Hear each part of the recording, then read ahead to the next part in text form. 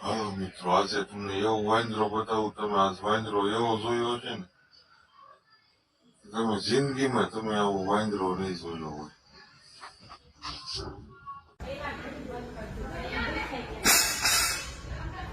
Yeah.